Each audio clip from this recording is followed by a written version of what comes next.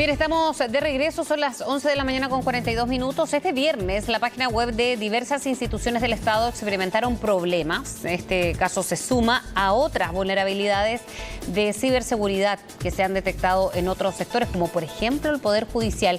Y vamos a conversar sobre este tema con Ubaldo Taladriz, director de la Alianza Chilena de Ciberseguridad. ¿Cómo está, Ubaldo? Muy buenos días. Muy buenos días. ¿Cuáles son las principales vulneraciones que hemos visto en los últimos días, pero que parece no estar acorde, ¿no?, con los tiempos o con lo que debiésemos tener como nuevas tecnologías? Quizás, ¿por dónde están o se registran estos principales errores, si es que los hay, Ubaldo? O sea, yo diría que hemos enfrentado los tres últimos sucesos, por decirlo de alguna manera, que es EMCO, luego el Poder Judicial y finalmente la caída del Ministerio, en realidad tienen causas distintas. En el caso de EMCO, ¿no es cierto?, lo que sucede es que hay una vulnerabilidad, en este caso en un servidor de correo, que no se parcha, a pesar de que parchar es el acto, ¿no es cierto?, de instalar algo que corrige un problema que se detecta, en este caso, en este servidor de correo, y que es liberado por el fabricante. Eso es el caso de EMCO. Esto permite que alguien explote esa vulnerabilidad y, en este caso, entre el servidor y pueda robar los correos. Eso es lo que sucede en el caso de EMCO. En el caso del Poder Judicial, lo que tenemos, perdón, del Poder Judicial, lo que tenemos ahí es, ¿no es cierto?, un virus de tipo ransomware, donde básicamente se infectaron los equipos, y lo que hace este virus es que impide el acceso a los datos y a los contenidos de esos equipos, ¿no es cierto? Y esto se fue propagando hasta cierta medida, hasta que se aplicó una política de contención sobre esos equipos y se aislaron. Y el tercer caso, que fue la caída de los sitios web, que fue el día viernes, en realidad ahí lo que sucedió, el propio CECIT aclaró después que efectivamente era una falla. Se actualizó un equipo. Estos equipos habitualmente se actualizan, van descargando nuevas versiones de su firmware o sus características, y eso produjo que se cortara el acceso a los sitios web. Pero en realidad no hubo un ataque, por lo menos eso es lo que ha declarado el CECIT, que es la institución en este caso que revisa, ¿no es cierto?, los incidentes de seguridad asociados a las instituciones de gobierno. Por lo tanto, yo diría que efectivamente son de naturaleza distinta. Sí, ¿y hay un denominador común, o si es que se pudiesen encontrar, Ubaldo?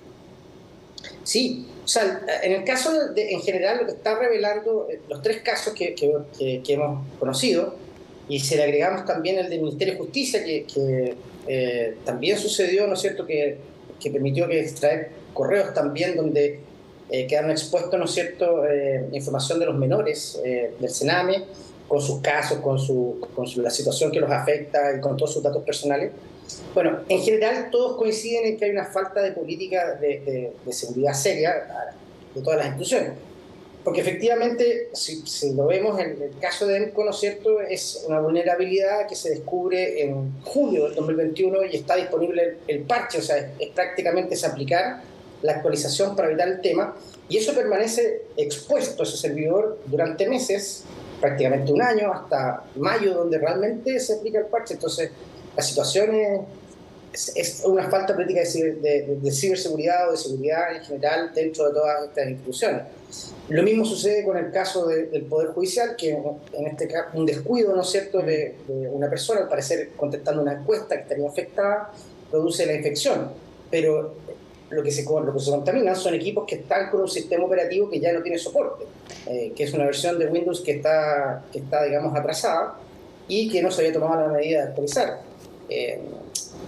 Y en el caso particular de este tema, bueno, evidentemente, si hay una actualización de un equipo de comunicaciones, que es el tercer caso que hablamos de los sitios web que estuvieron abajo, bueno, eso también tiene que estar monitoreado. O sea, es evidente que al suceder una actualización del equipo tiene que haber un diagnóstico, tiene que haber un buen monitoreo para saber que ese equipo, después de la actualización, permanece funcionando sin bloquear, en este caso, el acceso, por ejemplo, a los sitios web.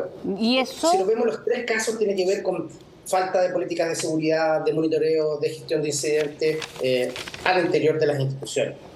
Y ese es el gran problema de fondo, claro, ¿no?, que no exactamente. hay un sistema de gestión de la seguridad. ¿Cómo lograr que evitar estos casos? Porque cada vez son más seguidos, nada indica que esto no va a pasar en los próximos días, ¿no? ¿Cómo hacer que esto o evitarlo, porque hay problemas de fondo que entiendo que ver con las nuevas tecnologías, que en el Poder Judicial tener uno u otro programa que nos lleva y nos remonta a un buen tiempo atrás. ¿Cómo entonces hacerlo de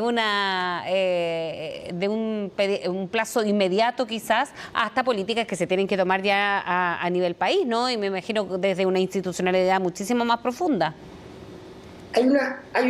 Bueno, en ese sentido está discutiéndose una política de ciberseguridad que todavía no está aprobada y hay una ley que va a venir para eso, que efectivamente dote de una institucionalidad adecuada. O sea, en el caso, por ejemplo, de Estados Unidos, que es el caso quizás más conocido, es un país que se toma bastante en serio el tema de ciberseguridad, tiene instituciones dedicadas a ver específicamente todo el tema de seguridad, que es una institución que se llama CISA.